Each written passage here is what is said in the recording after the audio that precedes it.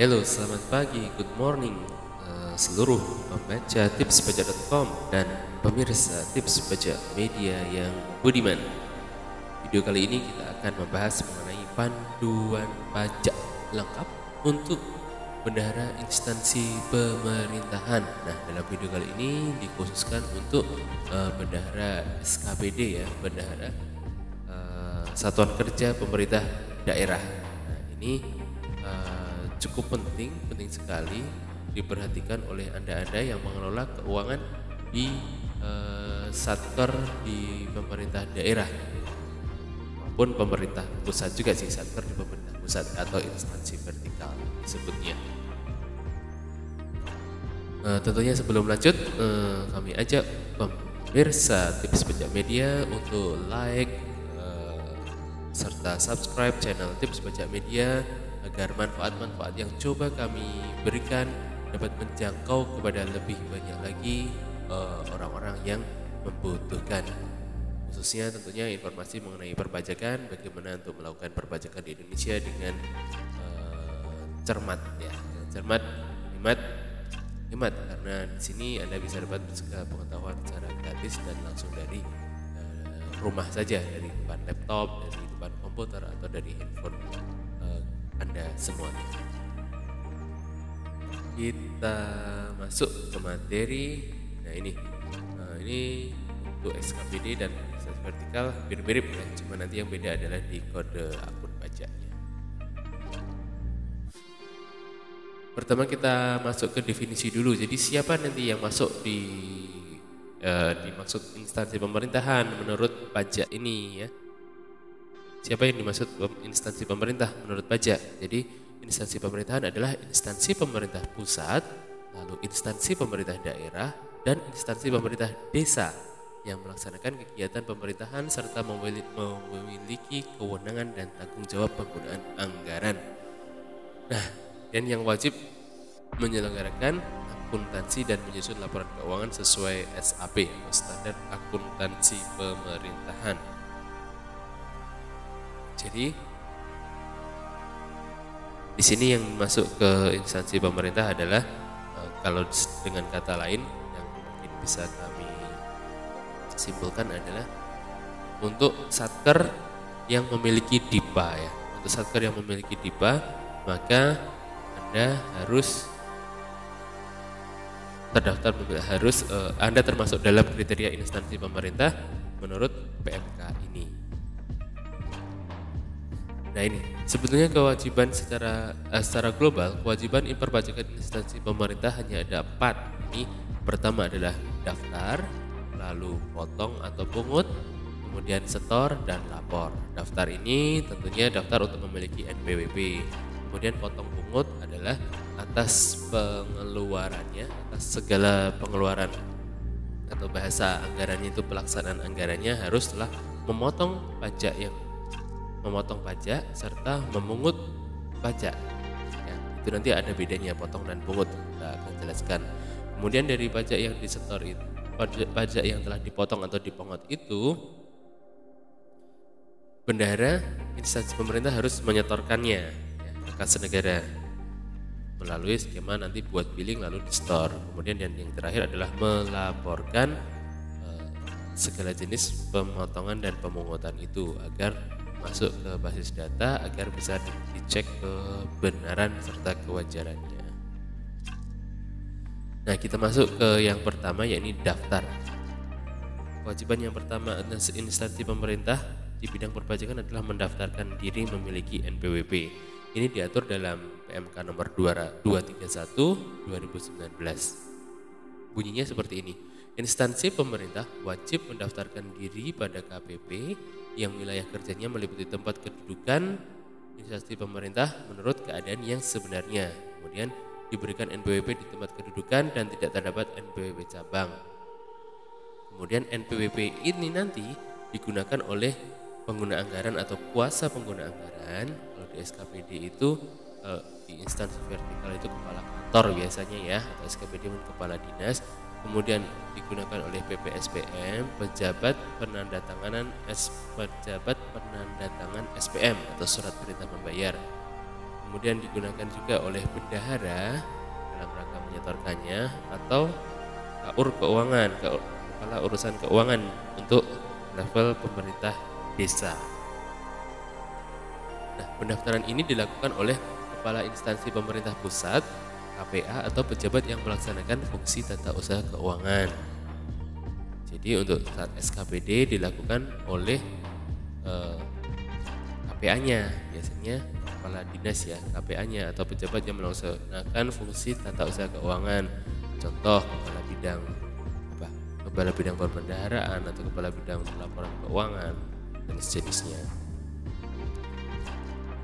Kemudian untuk instansi pemerintah daerah adalah pejabat yang melaksanakan fungsi tata usaha keuangan. Bisa di Kabid atau di Kasinya ya, silakan saja. Kemudian untuk kepala desa, untuk pemerintah desa yaitu kepala desa atau perangkat desa yang melaksanakan pengelolaan keuangan desa berdasar keputusan kepala desa. Nah, ini untuk informasi kepada pemirsa sekalian di sini. Sebetulnya mungkin Anda ingat sekitar tahun 2020 itu di pertengahan NPWP Anda tiba-tiba hapus, kan?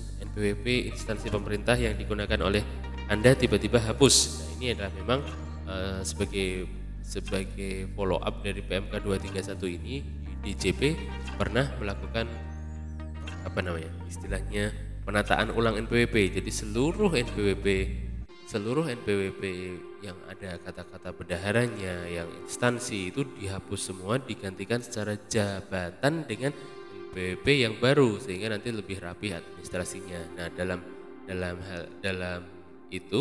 penyederhanaan itu terdapat beberapa yang memang belum diterbitkan, contohnya untuk sekolah atau puskesmas, karena itu sangat bervariasi. Sekolah atau puskesmas itu di setiap daerah berbeda-beda. Ada yang sekolah punya DIPA, ada yang tidak punya DIPA, ada yang menginduk ke dinas di atasnya, contohnya dinas pendidikan atau dinas kesehatan. Nah, dalam hal seperti itu nanti sekolah atau puskesmas itu mendaftarkan diri ke KPP dengan skema tersendiri. Jadi kalau orang pribadi daftar ke NPWP KPP itu langsung ya, daftar NPWP ke KPP itu langsung maksudnya sekali datang bisa. Kalau khusus untuk satker ini ada 2 step, ada step tambahan, yakni step pertama adalah mendaftarkan diri untuk dapat kode satker dulu menurut pajak.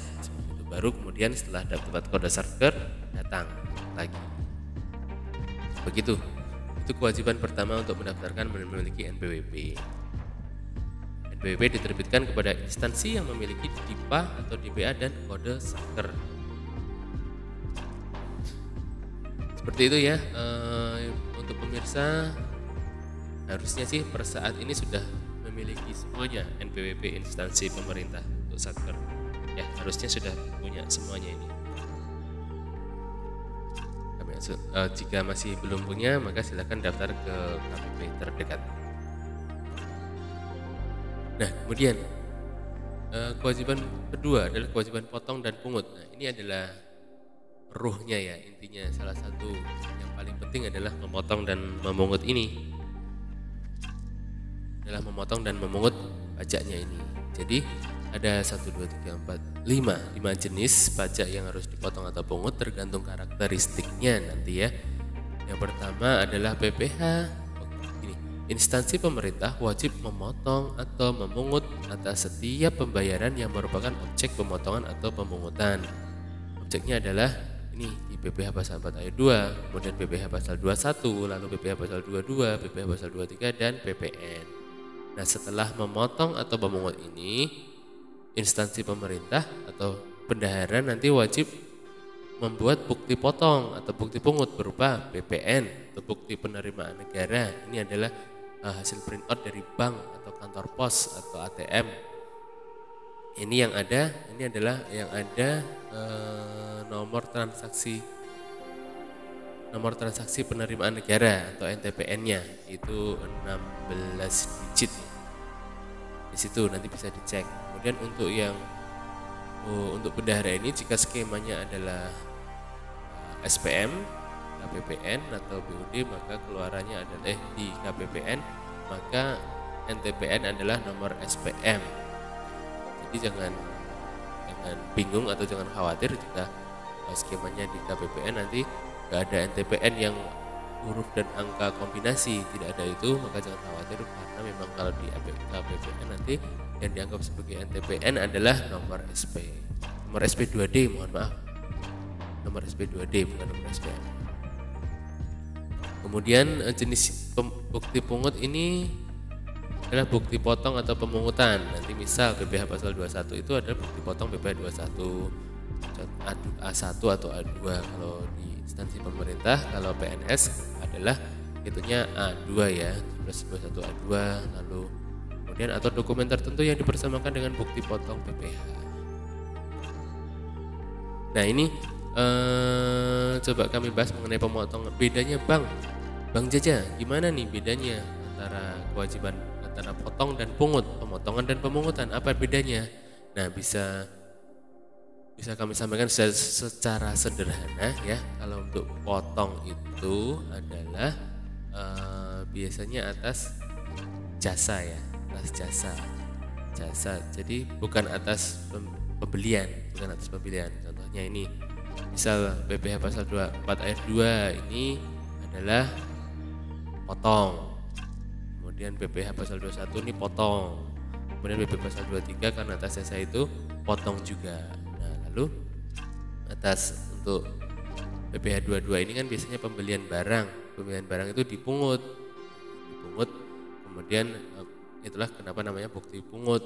Kemudian untuk PPN itu istilahnya semuanya dipungut ya. Lalu kriteria lain dari potong dan pungut ini, jika potong itu nanti mengurangi haknya dari supplier atau rekanan. Contohnya DPP-nya 100 juta ya, 100 juta dipotong PPh 23 2%. Nah itu maka rekanan menerimanya adalah 98 juta.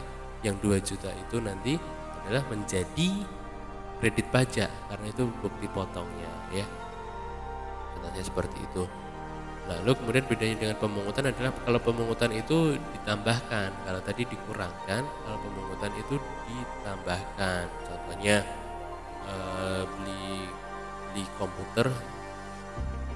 beli komputer 100 juta ya. Beli komputer 100 juta itu dipungut PPh pasal 22 bukan dipotong. Jadi untuk 100 juta itu dipungut ya, dipungut 1,5% misal. Jadi angkanya itu adalah nanti dipungut PPh pasal 22 sebesar 100 sebesar itu tadi 1,5%. Ya, jadi angkanya 101.500.000 dan dipungut PPN.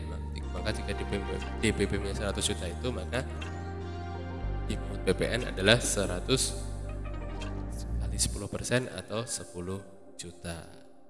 Seperti itu ya. Jadi kalau dipotong itu mengurangi, potongnya menjadi kredit pajak, kemudian dipungut itu menambahkan dari DPP. Dipungut. Ada 5 jenis, kita bahas satu persatu ya. Ini adalah pemotongan PPh pasal 4 ayat 2. Jadi bendahara instansi pemerintah wajib memotong PPh pasal 4 ayat 2 atas transaksi 5 ini. Pertama, sewa tanah atau bangunan. Yang kedua adalah pengalihan hak atas tanah dan atau bangunan. Yang pertama ini nyewa tanah bangunan ya jelas. Kemudian yang kedua ini biasanya beli tanah atau dan bangunan. Beli tanah dan atau bangunan. Kemudian yang ketiga ini atas usaha jaskon atau jasa konstruksi. Kemudian untuk yang keempat adalah hadiah undian, serta berikutnya yaitu pembelian barang atau penggunaan jasa dari wajib pajak yang memiliki peredaran bruto tertentu. Ini yang dikenal dengan wajib pajak UMKM yang setahun omsetnya di bawah 4,8 miliar. Nah, kemudian tapi ada juga yang tidak dipotong pasal 4 ayat 2, yakni 1. Pembayaran atau pengakuan utang persewaan tanah dan bangunan kepada penyedia jasa pelayanan penginapan. Nah, ini adalah sewa Anda nginap di hotel. Jika di hotel, nginep di hotel itu tidak dipotong PPh pasal 4 ayat 2. Kemudian yang kedua ini tidak dipotong adalah, tadi kan kita back dulu, ini beli nomor B, pengalihan hak tanah bangunan itu kan dipotong PPh pasal 4 ayat 2 ya. Nah ini, tapi jika pembeliannya dari satu OP yang penghasilannya di bawah 60 juta, contohnya utamanya OP yang di bawah BTKP di bawah 60 juta nilainya, maka itu tidak perlu dipotong. Kemudian OP yang melakukan pengalihan tanah dalam rangka perjanjian bangun guna serah itu tidak dipotong. Ini jarang sih. Yang ketiga juga OP atau badan yang tidak termasuk subjek pajak yang melakukan pengalihan ini tidak dipotong juga. Yang sering terjadi adalah ini aja. Jadi yang misal beli nominalnya di bawah 60 juta maka tidak perlu dipotong PPh pasal 4 ayat 2. Nah, lalu PPh 4 ayat 2 ini kita akan bahas mengenai PPh pasal 4 ayat 2 atas pembayaran sewa tanah dan atau bangunan baik sebagian maupun seluruh bangunan kepada orang pribadi atau badan termasuk bangun guna serah. Nah, ini persewaan tanah dan bangunan ini tarifnya 10% ya dari jumlah bruto termasuk biaya perawatan, biaya pemeliharaan, keamanan, layanan dan fasilitas lainnya yang perjanjiannya dibuat terpisah maupun disatukan. Ya. Jadi atas sewa tanah bangunan instansi bendahara harus memotong PPh finalnya 10% ya. Kecuali yang tanda merah ini adalah hotel, kecuali nyewa di hotel. Itu contohnya, misal sebuah dinas menyewa gedung atau bangunan untuk pos layanan masyarakat, itu harganya sewanya 50 juta. Nah, maka bendahara dari 50 juta itu harus memotong 10%-nya. Jadi 50 juta yang dibayarkan cash ke pemilik properti itu 45 juta. Nah, 5 jutanya itu menjadi bukti potong atau atau bukti potong pajak PPh pasal 4 ayat 2 yang bersifat final ya. Jadi ini bersifat final, nanti dampaknya ke pemilik properti itu udah nanti di SPT tahunan pribadinya, dilaporkannya di yang telah dikenakan final. Jadi nggak masuk ke PPh pasal 17 ya. Itu ada di situ di lampiran 1770 lampiran 3 nanti muncul itu. Penghasilan yang telah dikenakan PPh bersifat final. Itu. Next. Kemudian PPh pasal 42 atas pengalihan hak atas tanah dan bangunan. Nah, ini tarifnya adalah 2,5%. Ya. Tarifnya adalah 2,5% dari jumlah bruto atau nilai pengalihan. Atau untuk pembangunan untuk kepentingan umum tarifnya 0%. Lalu ada ketentuan tambahan, tidak dipotong atas pengalihan tanah dan bangunan oleh OP di bawah BTKP dengan nilai pengalihan kurang dari 60 juta. Kemudian OP atau badan dalam rangka bangun guna serah atau bangun serah guna atau pemanfaatan BMN. Kemudian OP atau badan yang bukan subjek pajak. Oke, jadi jelas di sini jika pemerintah beli tanah, jika untuk kepentingan umum maka 0%. Tidak perlu dihitungkan. Kemudian jika untuk operasional kantor maka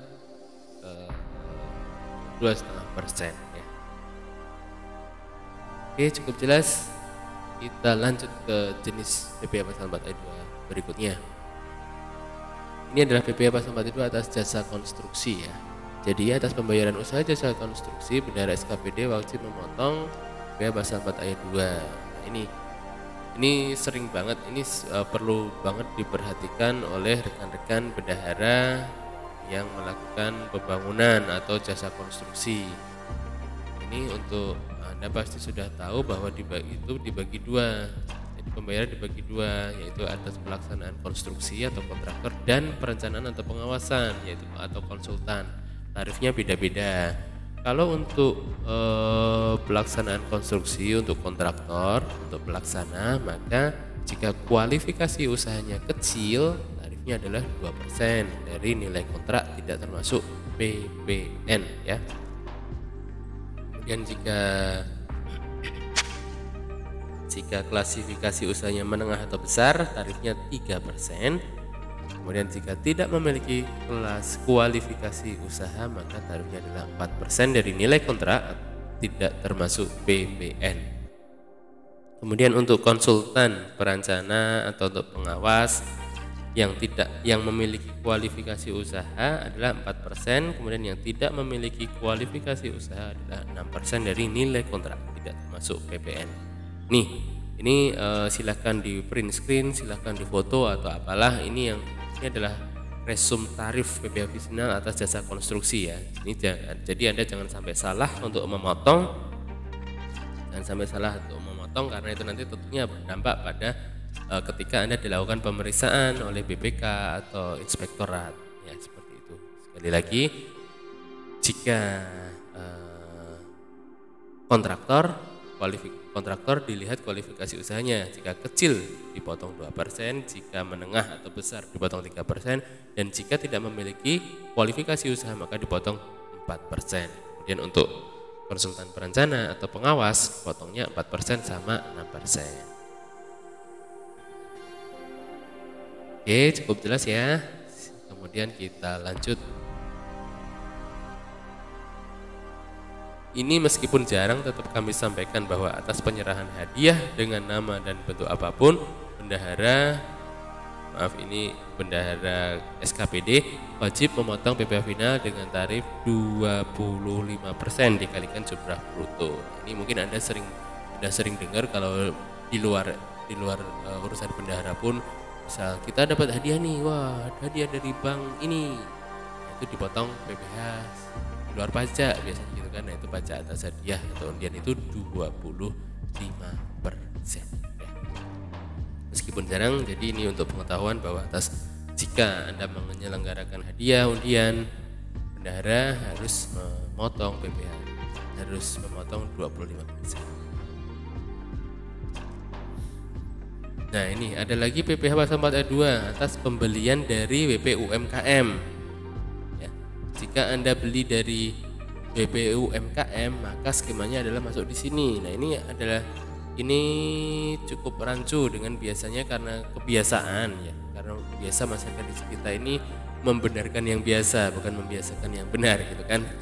Ini kami sampaikan bahwa jika belinya dari WP UMKM atau yang masuk kriteria PP23 yang di bawah 4,8 miliar omsetnya mereka, maka bendahara satker atau bendahara instansi vertikal atau bendahara desa wajib memotong PPh pasal 42 dengan tarif 0,5% dari jumlah penghasilan bruto, dengan syarat wajib pajaknya bisa menunjukkan ini surat keterangan memenuhi kriteria sebagai wajib pajak berdasarkan PP 23 2018. Bagaimana caranya? Caranya adalah sang supplier ini, sang rekanan, sang toko ini tidak perlu ke kantor pajak, namun hanya perlu akses DJP online. Nah, akses DJP online, nanti ada menu KSWP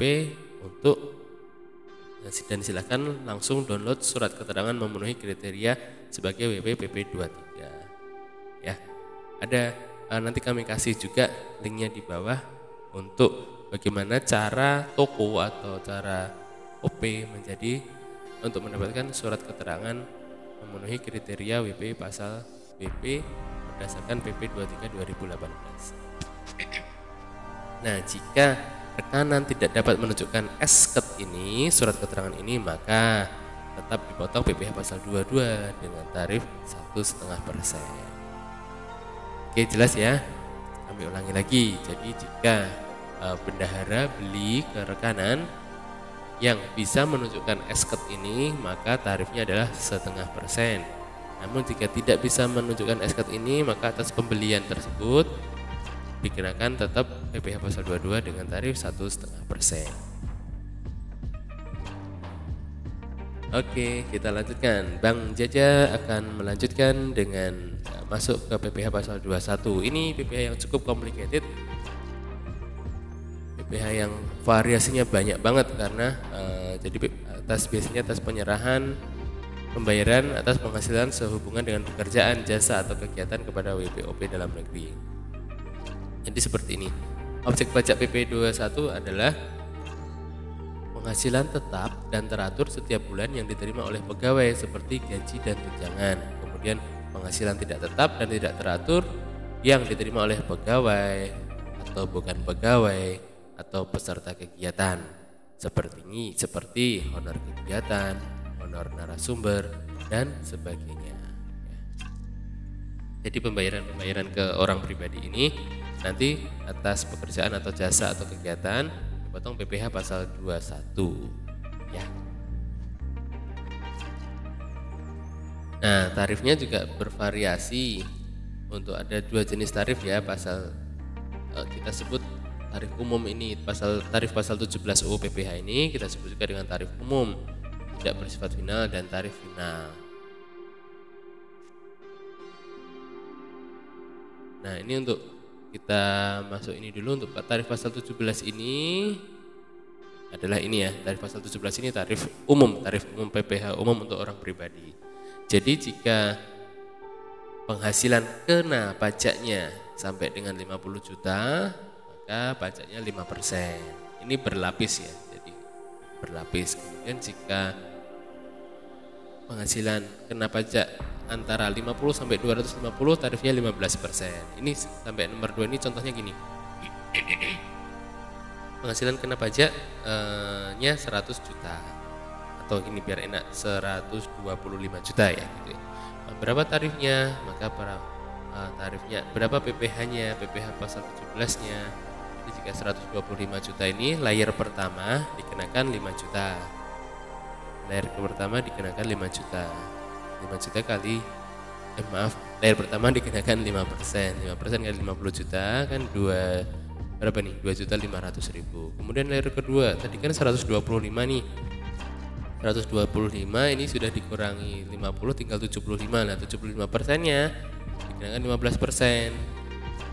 75 jutanya dikenakan 15%. Itu jadi tadi sudah 50 juta kali 5%.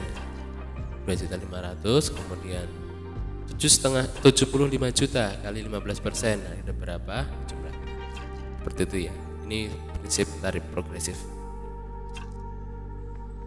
Kalau PKP-nya 250 sampai 500 maka 25%. Kemudian di atas 500 ada 30%. Nah, kita kembali ke ini PPh 21 atas pegawai.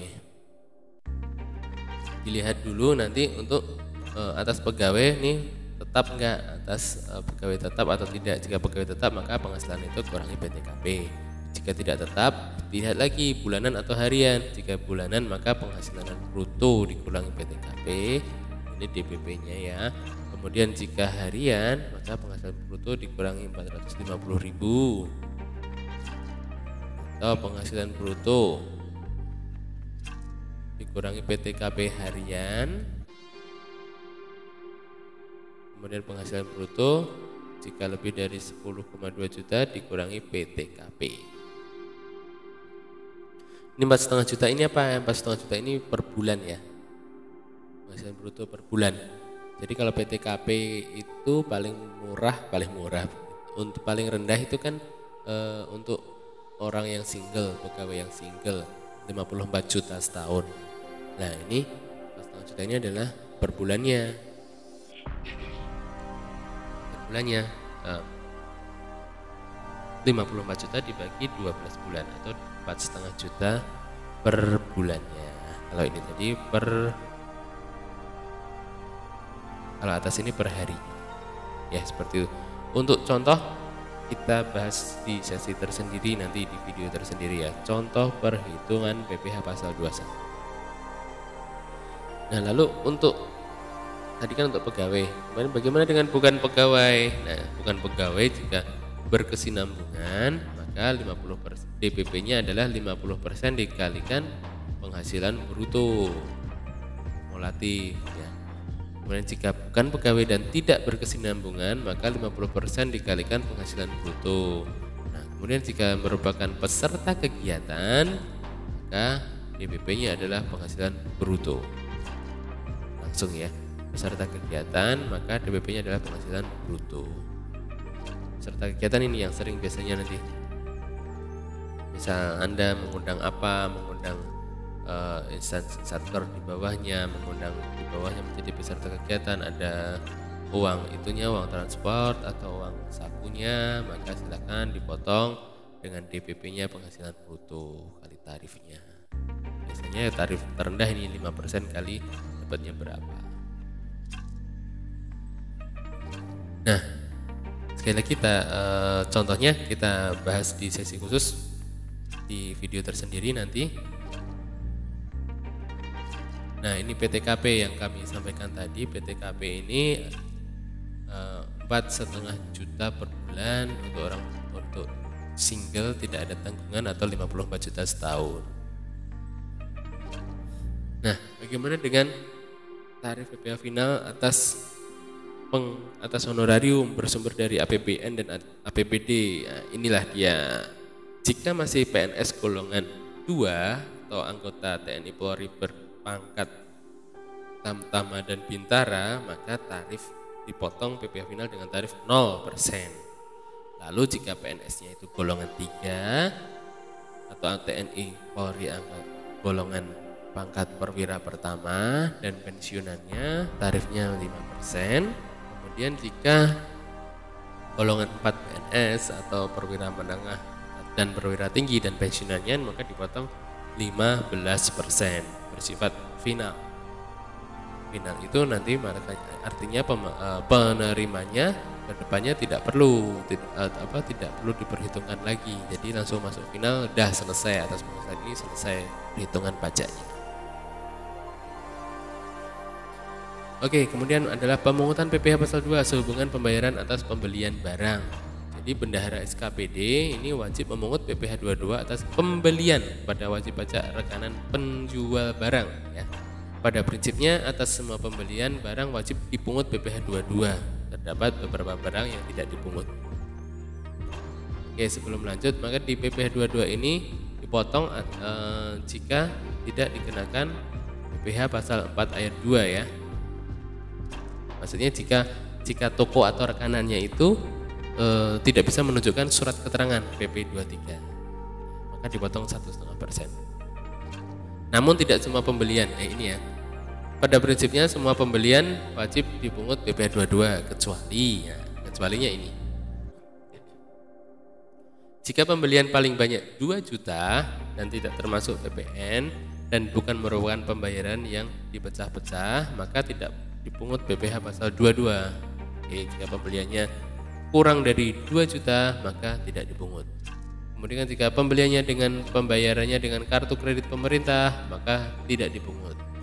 Kemudian jika bendahara beli BBM, BBG, pelumas, benda pos serta untuk pemakaian air dan listrik maka tidak dipungut PPh pasal 22. Ini yang penting nomor 4 adalah jika Anda adalah bendahara dana BOS ya, jadi atas seluruh pembelian dana BOS tidak dipungut PPh pasal 22. Kemudian jika Anda bendahara pemerintah membeli gabah atau beras maka tidak perlu memungut PPh pasal 22. Kemudian jika Anda bendahara melakukan pembelian barang atau jasa dari WP dengan peredaran bruto tertentu di bawah 4,8 miliar setahun dan mereka bisa menunjukkan surat keterangan PP 23 maka tidak dipungut PPh pasal 22 tapi dipungut PPh pasal 4 ayat 2 tarifnya 0,5%. Seperti itu ya. Ini hampir sama dengan nomor 7 untuk pembelian barang dari WP dengan nomor 7 untuk pembelian barang dari WP dengan SKB surat keterangan bebas output maka juga tidak dipungut PPh pasal 22. Seperti itu. Jadi prinsipnya sekali lagi semua bendahara jika belanja wajib memungut PPh pasal 22 kecuali 7 ini jumlahnya paling banyak. Jumlahnya di bawah 2 juta, lalu bayarnya dengan kartu kredit pemerintah, lalu untuk beli BBM, BPG, pelumas, benda pos, serta pemakaian air dan listrik, kemudian untuk beli barang dengan dana BOS, yang sumbernya dana BOS, tidak perlu memotong PPh pasal 22, kemudian untuk pembelian gabah dan atau beras, lalu kemudian dengan barang dari jika suppliernya WP UMKM bisa menunjukkan surat keterangan, kemudian jika supplier atau rekanan bisa menunjukkan SKB surat keterangan bebas potongan dan pemungutan. Jadi Anda tidak perlu memungut PPh pasal 22. Next, tarifnya adalah 1,5% dikalikan harga pembelian, tidak termasuk PPN. Nah, jika rekanan Anda, supplier Anda tidak ber-NPWP, maka Anda bendahara wajib memungut dengan tarif 3% atau 100% lebih tinggi. Ya, seperti itu. Cukup jelas, itulah tadi pembahasan mengenai tarif PPh pasal 22 untuk bendahara. Berikutnya adalah pemotongan PPh pasal 23. Nah, jadi bendahara instansi pemerintah wajib memotong. Sebentar, sebelum kita bahas, jadi kita tadi telah bahas mengenai 3 hal ya, PPh pasal 4 ayat 2, lalu PPh pasal 21 atas pembayaran sehubungan dengan jasa atau pekerjaan atau kegiatan, kemudian PPh pasal 22 itu untuk pembelian barang, dan ini kita masuk ke jenis pajak keempat. Ini satu lagi terakhir, PPh yang terakhir, jenis pajak keempat yaitu PPh pasal 23.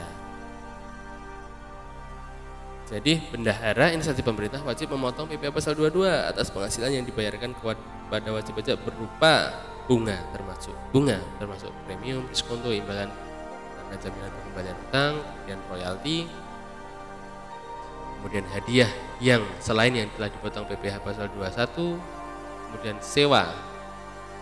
Ini yang paling sering adalah nomor 3 ini. Nomor 4, sewa dan penghasilan lain sehubungan dengan penggunaan harta kecuali sewa penghasilan lain penggunaan harta yang telah dikenai PPh pasal 4 ayat 2. Maksudnya adalah di sini sewa selain sewa tanah dan bangunan. Jadi misal sewa mobil, misal sewa peralatan komputer, sewa AC, itu Anda wajib untuk memotong PPh pasal 23. Kemudian nomor 5 adalah imbalan sehubungan dengan jasa yang pembayarannya dibebankan kepada APBN, APBD atau APBDes selain jasa yang telah dipotong PPh pasal 21. Pasal 21.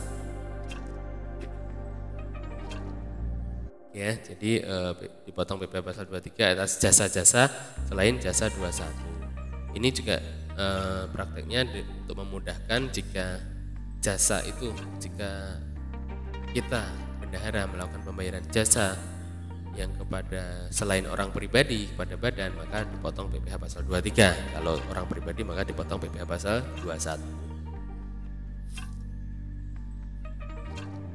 Nah, inilah ada beberapa karakteristik objek yang dipotong PPh pasal 23. Bunga, royalti, hadiah, sewa, imbalan. Nah, namun ada juga dengan karakter ini ada yang tidak dipungut PPh pasal 23, yaitu 1. Penghasilan yang dibayarkan atau terutang kepada bank. Contohnya ini ya, karena di depan ini bunga termasuk premium diskonto, tapi yang dikasih bank maka tidak dipotong 23. Ya opsi ia masuk ke PPh pasal 4 ayat 2.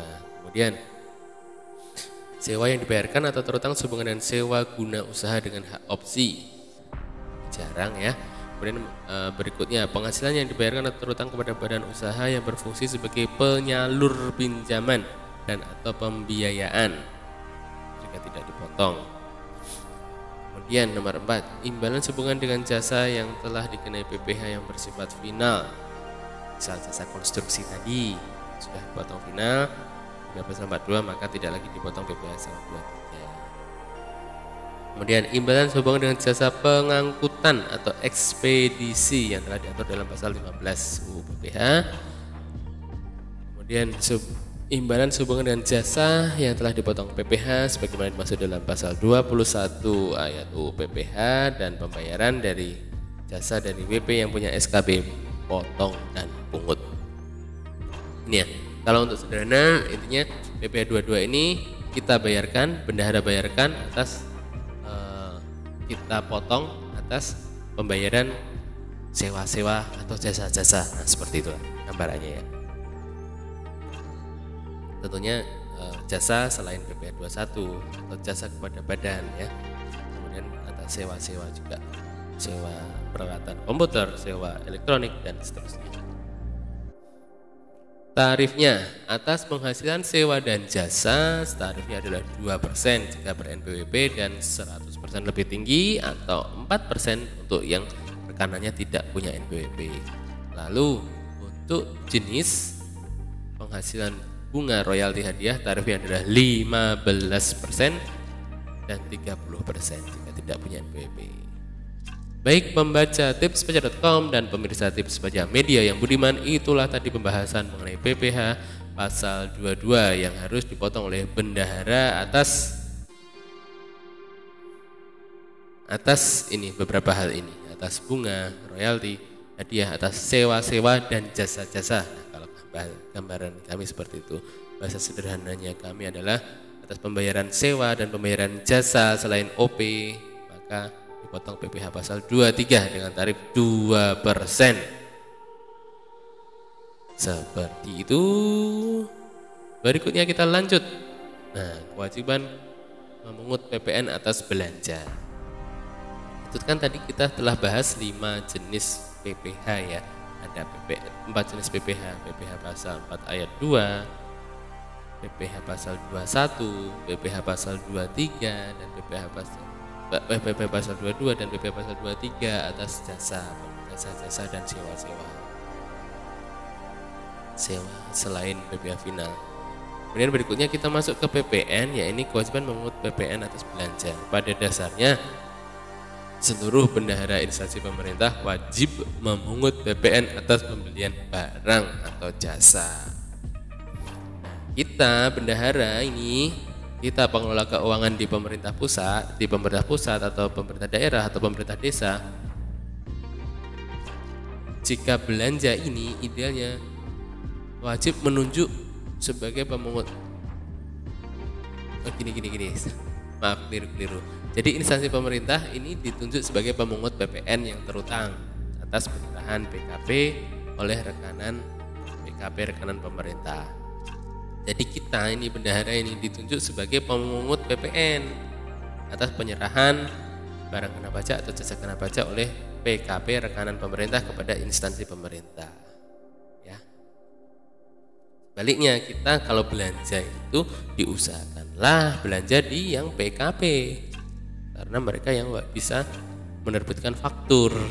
Ya, seperti itu. Kemudian instansi pemerintah wajib memungut, menyetor dan melaporkan PPN dan atau PPNBM yang terutang. Masih di sini kami bahas sedikit lagi tentang belanja di PKP. Ya itu tadi, idealnya kita belanjanya di PKP, mereka yang berstatus bisa menerbitkan faktur. Nah, kenapa? Karena kita sebagai bendahara ini wajib memungut PPN, maka ya harusnya mereka juga untuk PPN itu tercantumnya di faktur pajak. Yang bisa menerbitkan faktur pajak ya hanya PKP. Satu itu. Kemudian yang kedua, ya ini adalah benefit bagi mereka yang PKP, bagi mereka yang mendaftarkan dikukuhkan sebagai PKP, karena mereka memungut 10%, ya benefitnya adalah ini loh keuntungan. Ini dari sisi sudut pandang pengusaha ya. Jadi pengusaha yang sudah PKP punya kelebihan, ya ini bisa bertransaksi dengan pemerintah karena bisa menerbitkan faktur seperti itu. Ya, jadi kami sarankan bagi Anda untuk belanja di wajib pajak PKP yang bisa menerbitkan faktur. Ini nih, tarif PPN. Tarif PPN adalah 10% dari dasar pengenaan pajak. Ya, tarifnya 10%. Ini yang penting banget. Itu kan tadi pada dasarnya semua belanja dipungut PPN. Namun ada ketentuan yang tidak dipungut, yakni kita tidak perlu memungut PPN jika jumlah belanja paling banyak 2 juta dan tidak termasuk 2 juta tidak termasuk PPN dan bukan merupakan pembayaran yang dipecah. Kemudian kita tidak memungut PPN atas pembayaran dengan kartu kredit pemerintah. Kita tidak memungut PPN, kita bendahara tidak memungut PPN untuk pengadaan tanah. Kemudian kita bendahara tidak memungut PPN untuk penyerahan BBM oleh Pertamina. Kita tidak memungut PPN atas penyerahan jasa telekomunikasi oleh perusahaan telekomunikasi. Lalu kita bendahara tidak memungut PPN atas jasa angkutan udara yang diserahkan perusahaan penerbangan, dan kita bendahara tidak memungut PPN atas belanja barang yang mendapatkan fasilitas PPN tidak dipungut atau dibebaskan. Nah, ini tadi jadi PKP rekanan bendahara wajib membuat faktur pajak atas penyerahan barang jasa kepada instansi pemerintah. Rekanan bendahara wajib membuat faktur pajak. Begitu pula sebaliknya, bendahara wajib belanja di rekanan yang merupakan PKP. Ya, bendahara wajib belanja di rekanan yang merupakan PKP. Dan kode transaksi pada nomor seri faktur pajak adalah 02. Nih, oke, PPN seperti itu, simpel ya. PPN kami ulangi, simpel. Jadi prinsipnya atas belanja wajib memungut PPN kecuali ini, prinsipnya gini, atas belanja wajib memungut PPN 10% kecuali nilainya di bawah 2 juta, bayarnya dengan kartu kredit pemerintah untuk pengadaan tanah. Kemudian untuk penyerahan BBM, penyerahan jasa telekomunikasi, jasa angkutan udara, dan belanja atas barang-barang yang mendapatkan fasilitas PPN tidak dipungut atau dibebaskan. Kemudian kita bendahara wajib belanja di rekanan yang merupakan PKP, dan PKP wajib membuat faktur pajak dengan kode 02. Nah, bendahara wajib berikutnya adalah bendahara wajib membuat bukti potong atau bukti pungut. Dalam melakukan pemotongan atau pemungutan instansi pemerintah, bendahara harus membuat bukti pemotongan dan atau pemungutan. Ada 3 jenis. Yang pertama adalah bukti penerimaan negara. Ini merupakan bukti pembayaran pajak dari bank yang di dalamnya bank atau kantor pos atau persepsi ya. Sekarang karena sudah bisa kan kita bayar pajak di e-commerce. Contohnya Tokopedia, Shopee dan lain-lain, Bukalapak dan lain-lain. Jadi ini merupakan bukti pembayaran, bukti penerimaan negara. Merupakan bukti potong atau pungut. Kemudian bukti potong. Bukti potong ada bukti potong PPh 4 ayat 2 dan PPh 4 21 dan PPh 23. Kemudian dokumen tertentu yang dipersembahkan dengan bukti potong pungut PPh. Contohnya SSP yang masih manual atas transaksi PPN. Nah, ini flashback dulu. Ini kita masuk ke kewajiban ketiga. Kita telah membahas 2 kewajiban, yaitu pertama kewajiban daftar, kedua adalah kewajiban setor potong atau pungut. Kemudian yang kewajiban ketiga adalah setelah daftar, setelah potong pungut, maka uang yang kita potong dan pungut itu wajib kita setor ya kan ke negara. Ini adalah 3 langkah menyetorkan pajak setelah melakukan pemotongan dan pemungutan. Bendahara instansi pemerintah, termasuk bendahara dan desa, wajib menyetorkan pajak yang telah dipotong atau dipungut pajak yang telah dipotong atau pungut ya, ini salah nih. Pajak yang telah dipungut atau dipotong ke kas negara. 3 langkahnya adalah membuat SSE, membuat kode billing. Ini nomor 1 dan 2 ini jadi satu sekarang kalau di DJP online, langsung create kode billing dengan memasukkan SSP. Dan memasukkan data SSE, kita klik create kode billing, maka muncul kode billing. Kemudian setelah ada kode billing, kita lakukan pembayaran ke bank, persepsi atau kantor pos atau channel lain. Lanjut Nah, dalam membuat SSE ini, surat setoran ini, kita perlu lihat ini adalah kode akun pajak yang sering digunakan ya. Kita lihat di sini. Jadi untuk PPh pasal 21 non final nanti kodenya adalah 411121. Kode jenis setoran 100. Lalu untuk pemotongan PPh pasal 21 final atas honorarium, kodenya adalah 411121 gitu ya. Kemudian ini pasal 21 hanya ada 2 jenis ini. Kemudian atas pemungutan PPh pasal 22, pemungutan PPh pasal 22 untuk bendahara APBN instansi pemerintah pusat, ini kodenya adalah 411122 910. Kemudian jika untuk APBD maka 920 kode belakangnya. Kemudian atas PPh 22 bendahara dana desa kode belakangnya adalah 930 ya. Jadi di sini SSP atas nama rekanan dan ditandatangani oleh bendahara. Jadi ini di sini NPWP yang dicantumkan adalah NPWP rekanan. Ingat ya.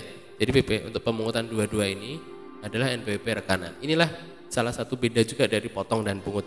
Jika potong menggunakan storenya NPWP bendahara, jika pungut menggunakan NPWP rekanan ya, buat 22. Kemudian PPh 23 atas sewa itu kodenya 411124. PPh pasal 23 atas jasa 41124 104. Berikutnya PPh 4 ayat 2 atas pengalihan tanah bangunan ini 402. Atas sewa tanah dan bangunan ini 411128 403. Kemudian atas jasa konstruksi 411128 409. Ini menggunakan NPWP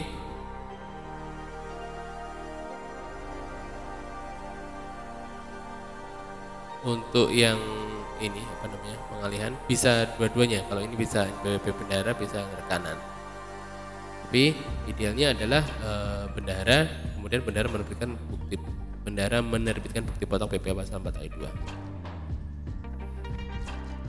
Ini sudah 21 sudah, PPh pasal 22 sudah, 23 sudah, PPh final sudah. Kemudian ini adalah PPN. Nah, PPN ini kodenya 411211. Kalau APBN pemerintah pusat 910, kalau APBD 920, kalau dana desa 930. NPWP-nya atas nama rekanan ya, NPWP-nya NPWP rekanan, kodenya harus ini. Kemudian pemotongan PPh final, jika kita belanja di mereka yang punya esket, maka PP 23 tahun 2018. Cara buat kode billing ada di link berikut, silahkan diklik.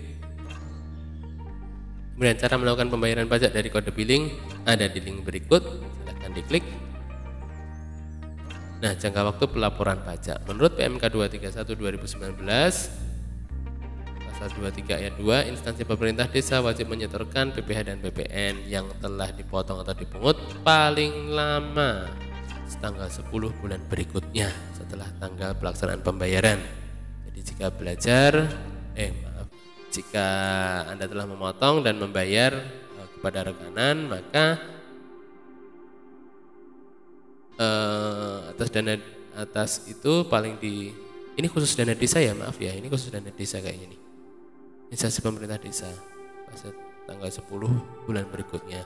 Karena kalau instansi pemerintah atau kami itu nanti untuk jika beli barang PPh pasal 22 maka harus dibayarkan di hari yang sama setelah pembayaran ya. Gitu. Nah, kemudian kita masuk ke kewajiban keempat ya. Kewajiban keempat dari bendahara ini setelah daftar, potong pungut, setor, kewajiban berikutnya adalah lapor SPT. Ini yang sering kelupaan kayaknya. Sering tidak dilakukan karena berbagai alasan. Yang pertama, pelaporan atau pemotongan atau pemungutan serta penyetoran pajak dilakukan dengan menggunakan 1. Surat pemberitahuan masa PPh pasal 21, SPT masa PPh 21. Kemudian SPT masa unifikasi bagi instansi pemerintah. Apa itu SPT masa unifikasi? Yaitu surat SPT pemotongan dan pemungutan pajak atas belanja pemerintah. Ini ada nih sekarang fitur baru yaitu SPT masa unifikasi. Tapi entah sudah ada pelaksanaannya atau belum ya, kita cek nanti. Untuk kewajiban pemotongan pemungutan PPh pasal 22, 23 dan 4 ayat 2. Ya, ini kalau 21 masih harus tersendiri. Pelaporannya dilakukan paling lama 20 hari setelah masa pajak berakhir. Ini jangan sampai kelewatan. Yang perlu disampaikan di sini adalah kita sebagai bendahara jangan lupa untuk melakukan pelaporan SPT ini, pelaporan SPT masa. Jadi jika ada transaksi maka harus dilaporkan. Laporkannya tanggal 20 bulan berikutnya. Jangan sampai harusnya kita nggak bayar apa-apa, tapi karena kita tidak lapor SPT maka kita malah dapat denda dari kantor pajak, kan sayang. Nah ini SPT masa unifikasi tadi nih. Pelaksanaan kewajiban pelaporan pemotongan serta penyetoran pajak oleh instansi pemerintah menggunakan SPT masa unifikasi mulai masa Januari 2021 dan masa pajak berikutnya ada di pengumuman Ditjen Pajak. Nah, selesai. Itulah tadi rekan-rekan semuanya, rekan-rekan bendahara, pembahasan mengenai kewajiban perpajakan untuk bendahara instansi pemerintah ya. Dan perpajakan untuk bendahara instansi pemerintah ada 4, intinya mendaftarkan diri, setor dan pertama mendaftarkan diri, kemudian potong atau pungut, kemudian menyetorkan, kemudian melaporkan SPT masanya. Silakan kunjungi untuk versi tulisan dikunjungi di tipspajak.com, kemudian untuk YouTube di channel Tips Pajak Media, dan jika ada pertanyaan silakan kirimkan ke email juga. Selain di kolom komentar YouTube di bawah ini, silakan juga untuk beremail ke tipspajak@yahoo.com. Sekali lagi kami ajak rekan-rekan pemirsa untuk subscribe video ini agar manfaat yang coba kami tawarkan ini, manfaat yang coba kami berikan ini dapat menjangkau kepada lebih banyak lagi orang yang membutuhkan. Sekian, silahkan tuliskan di kolom komentar jika ada pertanyaan, dan salam sukses dari tipspajak.com dan Tips Pajak Media. Sampai jumpa.